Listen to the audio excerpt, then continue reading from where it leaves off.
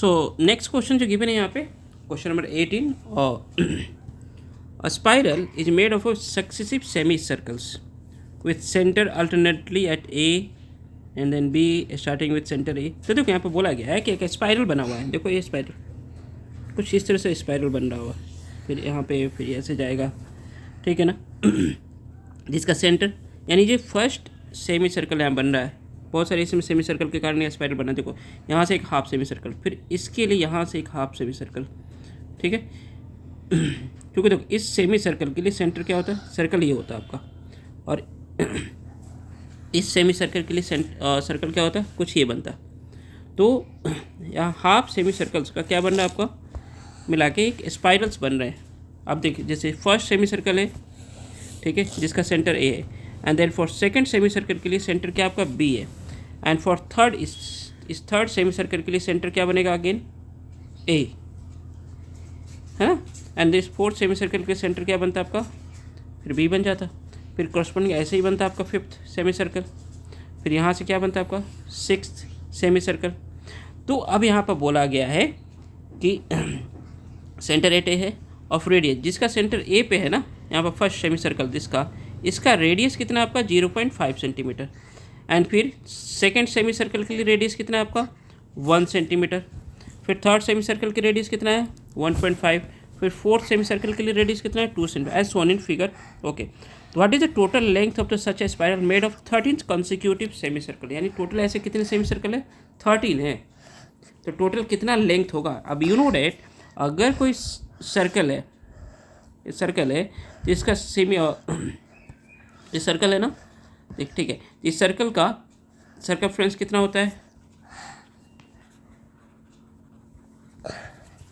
2 pi are circle का। अगर मैं यही सेमी सर्कल की बात करूँ इतना हाफ, ठीक है, तो इसका इस सेमी सर्कल का सर्कमफ्रेंस कितना हो जाएगा, सर्कमफ्रेंस ऑफ सेमी सर्कल क्या होता है भाई 2 पाई आर का हाफ कर देंगे, 2 पाई आर का हाफ करेंगे तो क्या मिलेगा हमें पाई आर मिलेगा। तो एक चीज़ तो क्लियर हुआ कि इसकी जो लेंथ की जो बात कर रहे हैं यहाँ से इसकी जो लेंथ की बात हो रही है, ठीक है,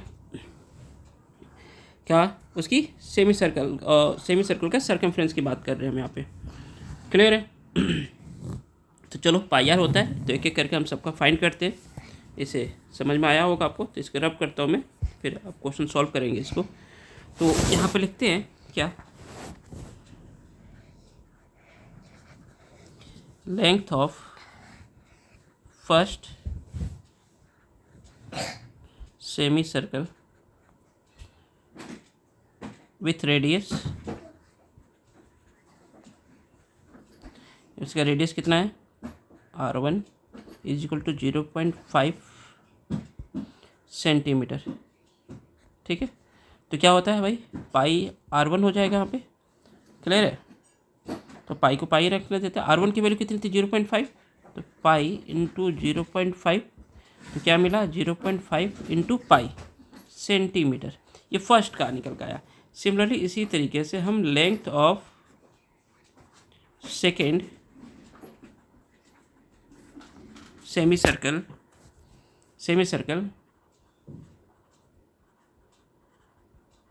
विथ रेडियस R2 कितना होगा 1 सेंटीमीटर, क्या होगा पाई R2, ठीक है, pi into 1 that means pi centimetre, ध्यान से देखना। एंड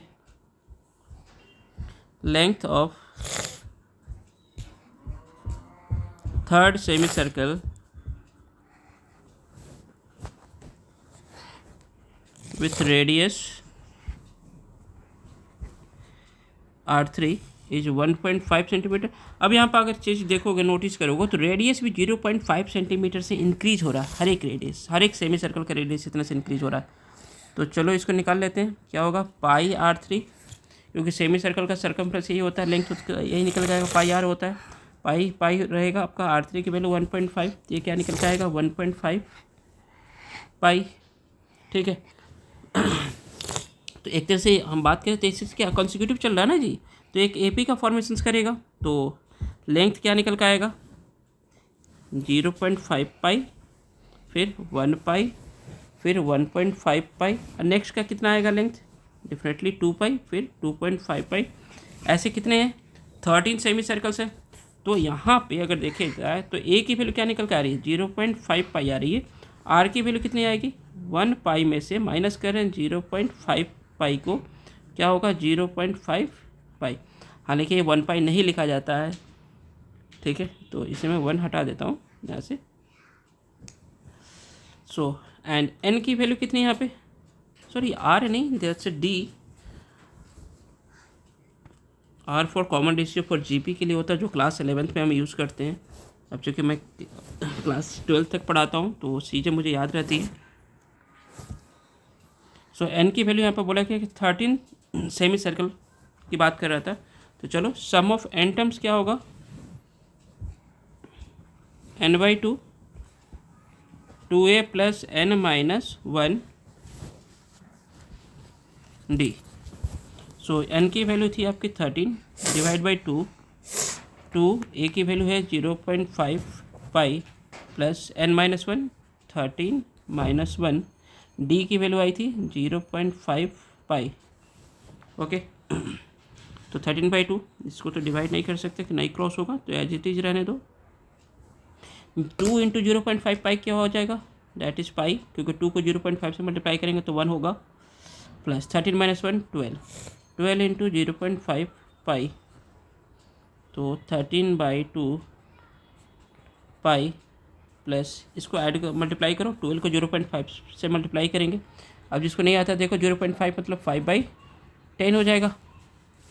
12 इंटू 0.5 मतलब 0.5 डेसिमल हटाओ, 5/10, तो 5 से कितनी बार में कटेगा ये, 2 टाइम्स पे, 2 से कितनी बार में, 6 टाइम में, तो क्या निकल के आएगा यहाँ पे 6 पाई।